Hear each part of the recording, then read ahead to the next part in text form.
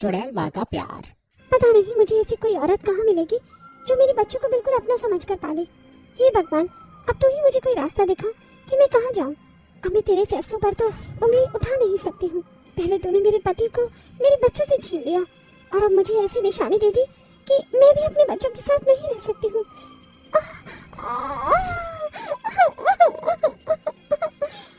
Savitri park में बैठकर रो रही थी। उसको कैंसर की बीमारी थी जो अब सालों पुरानी हो चुकी थी। कैंसर अंदर ही अंदर से सावित्री को खा रहा था और अब रिपोर्ट्स के हिसाब से उसके जिंदगी के आखिरी दिन चल रहे थे। अभी सावित्री रो ही रही थी कि तभी उसके पास एक औरत आकर बैठ गई और सावित्री की हमदर्द बनकर उससे उसका हालचाल पूछने लगी।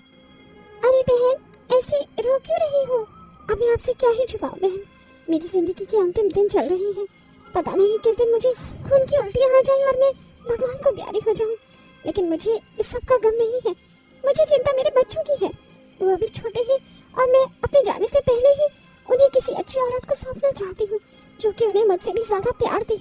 ऐसे बोलकर बेचारी सावित्री की आंखों से झरझर पानी का झरना बहने लगा। उसे उम्मीद रही थी कि उसे कोई ऐसी औरत मिल पाएगी, लेकिन उसकी ये सारी ही बातें वहीं पार्क के एक पेड़ पर बैठी हुई चुड़ैल ने सुनी थी।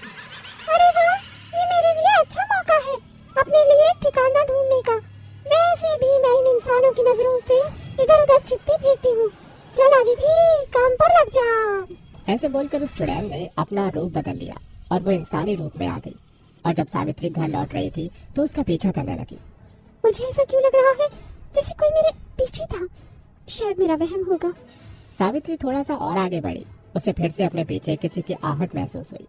इस बार जब सावित्री ने पलटकर देखा तो वहाँ एक औरत थी। तुम मेरा पीछा क्यों कर रही हो?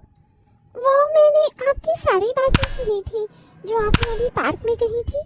सुनिए मालकिन, मैं भी बेसहारा हूँ। प्लीज मुझे अपने घर में रख लीजिए। मैं आपके बच्चों का ख्याल रखूंगी। सावित्री को अदिति की आंखों में सच्चाई नजर आई और वो उसे अपने घर ले आई। अरे नहीं, मेरी तो आज बहुत देर तक आंख लग गई। बच्चों को स्कूल भी तो भेजना है। सावित्री जल्दी से बच्चों के कमरे में गई, लेकिन वहाँ कोई नहीं था। उसके बाद सावित्री ने रसोई में देखा। अदिति माँ, अब मेरी बारी है। मुझे भी चॉकलेट वाला दूध दो ना, अभी देती हूँ। अदिति बच्चों को बड़े ही प्यार से स्कूल भेज रही थी। उसे अपने बच्चों के साथ ऐसा बर्ताव करते देख सावित्री की आंखों में आंसू आ गए। अरे मालकिन, क्या हुआ? बस कुछ नहीं। ऐसा लग रहा है कि शायद मेरी तलाश खत्म हो गई। माँ, अदिति माँ बहुत अच्छी है। इन्होंने हमें आज चॉकलेट वाले दूध का नाश्ता करवाया। बहुत अच्छी बात है। चलो अब मम्मा को बाय बोलो, स्कूल की बस आ गई है। अदिति खुद दोनों बच्चों को स्कूल की बस तक छोड़ने गई। अब अदिति के आने से सावित्री अपना सारा दिन बस बिस्तर पर ही बिता रही थी। घर के सारे काम और बच्चों को अदिति ही संभाल लेती थी और बच्चों का ख्याल रखने से चुड़ैल अदिति को भी उनसे लगाव हो गया था। अरे मेरी गुड़िया को क्या हुआ? मैं खेलते हुए गिर गई। इधर आओ, मैं तुम्हारी मरहम पट्टी कर देती हूँ। ये लो, बस हो गया। अब मैं दर्द को बोलूंगी कि वो मेरी गुड़िया को छोड़कर चला जाए। दर्द, भाग जा। क्या अभी दर्द है? नहीं मेरी प्यारी गुड़िया, जाओ अब खूब जाकर खेलो। गुड़िया बाहर जाकर खेलने लगी। अदिति उसे खेलते हुए बड़ी ही ममता के साथ देख रही थी। ऐसे ही लगभग 1 महीना बीत गया और सावित्री की भी मृत्यु हो गई। माँ, मम्मा, आंखें खोलो ना। उठ जाओ मम्मा। मालकिन अब कभी नहीं उठेंगी बच्चों, तुम रो मत। अदिति ने दोनों बच्चों को सीने से लगा लिया और उन्हें रोता देख उसकी भी आंखों से आंसुओं का झरना बहने लगा। अदिति और दोनों बच्चों ने मिलकर सावित्री का अंतिम संस्कार किया और उसकी आत्मा की शांति की कामना की। अब अदिति अकेले ही बच्चों को पालती थी।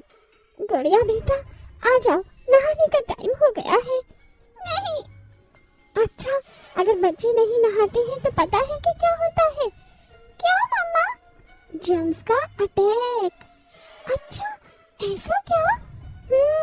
लेकिन जब मम्मा हो साथ तो डरने की नहीं है बात। मम्मा जल्दी से गुड़िया को नहलाकर उसे राजकुमारी बना देगी और फिर सारे जर्म्स रोएंगे। अदिति ने ऐसे ही बातें करते करते गुड़िया को नहाने के लिए मना लिया और फिर उसने उसे अपने हाथों से नहलाया, तैयार किया और उसके बाल वगैरह बनाए। हो गया, अब मेरी गुड़िया बिल्कुल असली की गुड़िया लग रही है। गुड़िया तैयार होकर बाहर चली गई। अदिति अपने बच्चों की इसी तरह से परवरिश करती थी, लेकिन उसे हमेशा ही अपने चुड़ैल होने की भी फिक्र सताती रहती थी। पता नहीं नहीं मेरी असलियत जानकर मेरे बच्चे मुझे इस खिदमत का क्या सिला देंगे। ऐसे ही समय बीत गया और अब दोनों ही बच्चे बड़े हो गए थे। अदिति ने बचपन से लेकर अब तक उनके सभी कामों को किया था और बिल्कुल एक माँ से भी बढ़कर उन्हें प्यार दिया था। मामा मैं कॉलेज जा रही हूँ, ध्यान से जाना। माँ मैं भी काम पर जा रहा हूँ। ठीक है बेटा। अपनी माँ के पैर छूकर दोनों भाई बहन गाड़ी में बैठकर चले गए। उनके घर से जाते ही अदिति अपने चुड़ैल रूप में ही आ गई। मुझे यहाँ आते 15 साल बीत गए हैं, अभी तक मेरे बच्चों को मेरी असलियत मालूम नहीं है। पता नहीं उन्हें अगर पता चल गया तो वो मुझे इन 15 सालों की मेहनत का क्या सिला देंगी। अदिति सभी घर के कामों को निपटाती हुई खुद से ही चुड़ैल रूप में ऐसी बातें कर रही थी। तो वहीं दूसरी तरफ भाई गाड़ी मोड़िए। क्यों? मैं अपनी नोटबुक तो घर पर ही भूल आई। तो भी ना पूरी की पूरी भुलक्कड़ है। आयुष ने अपनी गाड़ी घुमा ली और वो गुड़िया को वापस से घर ले गया। घर जाकर गुड़िया बस अपनी नोटबुक ले ही रही थी कि उसने अदिति को देख लिया और वो जोर जोर से चिल्लाने लगी। क्या हुआ बहन? क्या हुआ गुड़िया? माँ यहाँ कुछ था। क्या था? कुछ बहुत भयानक। तूने खुद को ही देख लिया होगा। चुप करो भाई, हमेशा मजाक अच्छा नहीं है। यहाँ सच में कोई था। माँ आपको तो मुझ पर यकीन है ना? बिल्कुल है, और इसी यकीन के ऊपर आज मैं तुम्हारे सामने अपना एक बड़ा राज खोलना चाहती हूँ। जानना चाहोगे? ऐसे बोलकर अदिति अपने असली रूप में आ गई। मैं वो नहीं जो तुम समझते हो, मैं एक चुड़ैल हूँ। भाई ये वही चेहरा है। तू डर मत। कौन हो तुम और इतने समय से हमारे साथ क्यों हो? मैं तुम्हारी माँ ही हूँ, अदिति माँ, और मैं तुम्हारी परवरिश के लिए तुम्हारे साथ हूँ। तुम झूठ बोल रही हो। तुम जरूर कोई पुराना बदला लेने आई हो यहाँ पे, है ना? नहीं मेरे बच्चों, मुझ पर ऐसे शक मत करो। मैं यहाँ कोई बदला लेने नहीं आई हूँ। मेरा विश्वास करो, मैं तुमसे बहुत प्यार करती हूँ, एक माँ जैसा प्यार। बस इसीलिए मैंने आज तक अपनी सच्चाई तुम्हें नहीं बताई, क्योंकि मुझे डर था कि कहीं मैं तुम्हें खो न दूँ। लेकिन हम किसी चुड़ैल के साथ नहीं रह सकते। ऐसा मत कहो मेरे बच्चों, मैं तुम्हारे लिए कुछ भी कर सकती हूँ। अगर ऐसा है तो हम एक चुड़ैल के साथ नहीं रहना चाहते हैं। अगर तुम हमसे सच्चा प्यार करती हो तो फिर तुम हमें छोड़कर चली जाओ, क्योंकि हम एक चुड़ैल के साथ हरगिज़ नहीं रहेंगे। ठीक है, अगर मेरे बच्चों की खुशी इसी में है तो ये चुड़ैल माँ ये भी करने को तैयार है। अलविदा मेरे बच्चों, खुश रहना, मैं अब कभी लौट कर नहीं आऊंगी। ऐसे बोलकर अदिति वहाँ से गायब हो गई। गुड़िया और आयुष उसे बस देखते रह गए। ये थी एक चुड़ैल माँ की ममता जो अपने बच्चों की खुशी के लिए खुद अपने सीने पर दर्द लेकर फना हो गई थी। अब अदिति को गए 1 महीना होने को आया था। दोनों भाई बहन को अब उसके साथ बिताए हुए पल याद आ रहे थे, लेकिन अब क्या फायदा था? हमने अदिति माँ को उनकी मेहनत और प्यार का अच्छा सिला नहीं दिया गुड़िया। हमारी असली माँ ने उन्हें किसी वजह से ही हमारे लिए चुना था। वो हमसे एक असली माँ से भी ज्यादा प्यार करती थी। आज भी अपनी चुड़ैल माँ को मैं याद करती हूँ। अरे देखो, 7 बजे वाली गाजर की ट्रेन आ गई है। ये इस सर्दी में नई चली है यहाँ। नहीं, पिछले साल की सर्दी में भी चली थी। ये सिर्फ सर्दियों में ही होता है। और पता है, यहाँ पर गाजर का हलवा स्पेशल है मेन्यू में। है सच्ची? मैं तो बहुत एक्साइटेड हूँ खाने के लिए। गाजर वाली ट्रेन सीटी बजाती है। इतने में सारे यात्री अपनी सीट पर जाकर बैठ जाते हैं। गाजर वाली ट्रेन का थीम भी गाजर की तरह ही था, अंदर भी, और वो सबकी सीट पर एक गाजर की टोकरी भी थी। तभी एक बुढ़िया कहती है, अरे वाह, ये गाजर वाली ट्रेन अंदर से कितनी अच्छी है। बहू खिड़की बंद कर ले, बहुत ठंड लग रही है, और मेरा टोपा दे दे। उफ, लीजिए माँ जी, मुझे तो कपकपी हो रही है और भूख भी लगी है।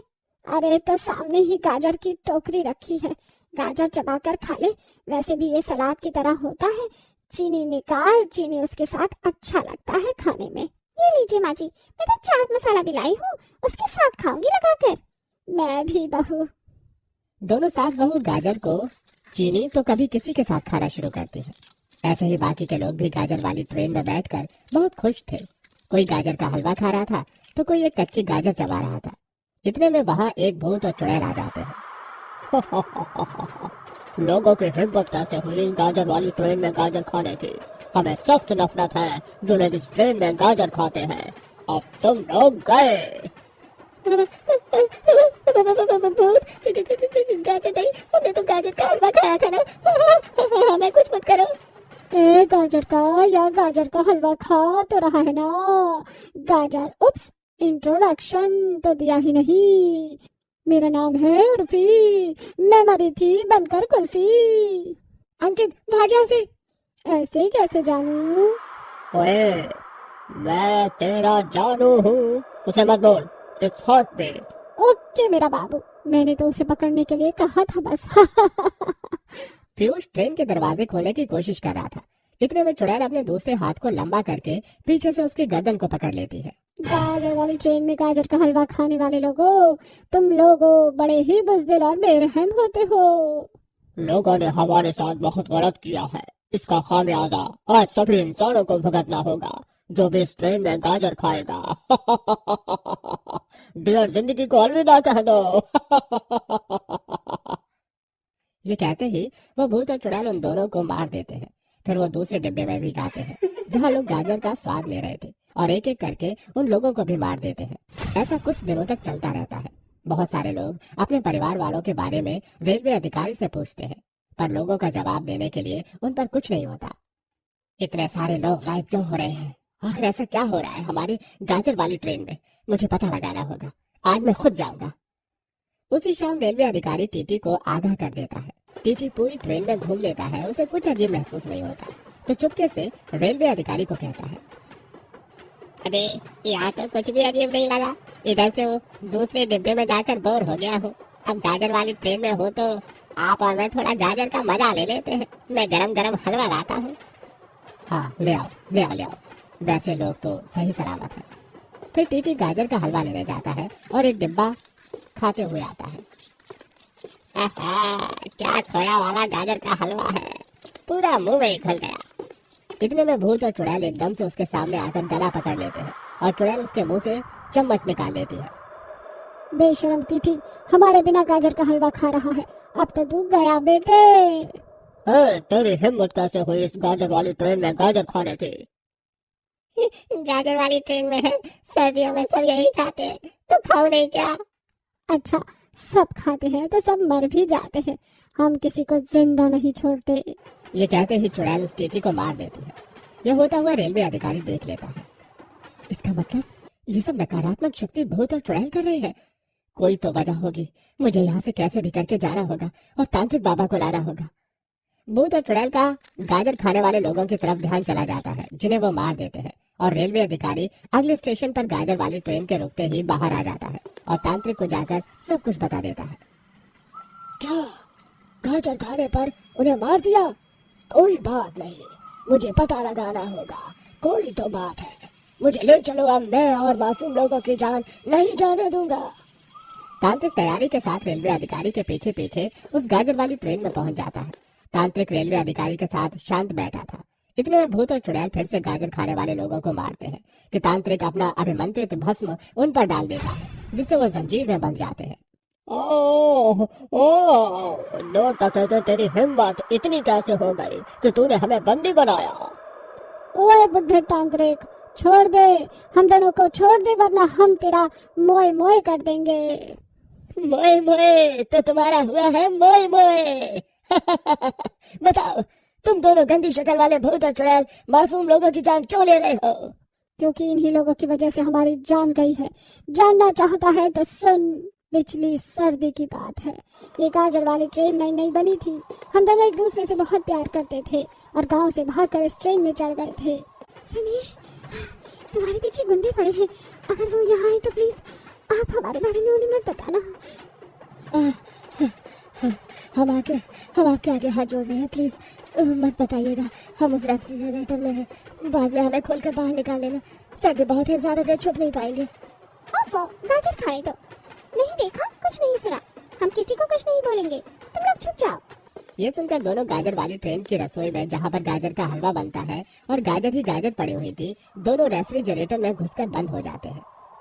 कैसे कैसे लोग हैं, ये जरूर कुछ कांड करके आए होंगे, तभी लोग पीछे पड़े हैं, मैं तो बता दूंगा। इतने में 2-3 गुंडे आते हैं, वो लोग उन्हें बता देते हैं, जिससे वो गुंडे रेफ्रिजरेटर के पास आते हैं। जानते हैं तुम लोग यही छुपे हो, अब तुम्हें कोई नहीं बचाएगा, इसी के अंदर ठंडी से मर जाना। बिल्कुल, सुनाई तो दे रहा है ना तुम लोगों को, या मर गए? आप सुन रहे हैं ना, वो लोग बाहर हैं, उन लोगों ने हमसे झूठ बोला, इन्हें सब कुछ बता दिया, अब हमारा क्या होगा? कुछ नहीं हो सकता, इंसान ही इंसान का दुश्मन है आज के समय में। वो गाजर की कई सारी पेटियां उस रेफ्रिजरेटर के ऊपर रख देते हैं और चले जाते हैं। वो दोनों प्रेमी सर्दी में फ्रिज के अंदर ठंड से मर जाते हैं और भूख का चुड़ैल बन जाते हैं। इन लोगों ने हमें मारा, अब हम इन लोगों को मारेंगे। बड़ा गाजर खा रहे थे ना। हाँ, लेकिन अब नहीं खा पाएंगे। जो गाजर खाएगा वो मरेगा। उसके बाद से हम सभी गाजर खाने वाले लोगों को मारने लग गए। तुम्हारी कोई गलती नहीं थी, पर मासूम लोगों की जान लेकर तुमने बहुत बड़ा अपराध किया है। अब तुम लोगों को इस गाजर की ट्रेन से हमेशा के लिए जाना होगा। नहीं नहीं, तुम ऐसा नहीं कर सकते। मैं ऐसा कर सकता हूँ। बहुत बढ़िया तांत्रिक बाबा, कैद कर दो इन्हें। बोतल में आगे पुल आ रहा है, वहाँ फेंक देना। ओम ह्रीम क्लीम चामुंडाय विचे नमः फट स्वाहा। ये कहते ही तांत्रिक अपनी दिव्य शक्तियों से बोतल में कैद कर देता है और एक ताबीज बांध देता है, जहाँ से वो फिर कभी वापस नहीं आ पाए। और एक पुल आते ही उन्हें बड़ी नदी में फेंक देता है, जिसके बाद उन भूत और चुड़ैलों का अंत होता है। उस ट्रेन से सुरक्षित बचे हुए लोग वापस आ जाते हैं और सब गाजर वाली ट्रेन में अच्छी यात्रा करने लगते हैं।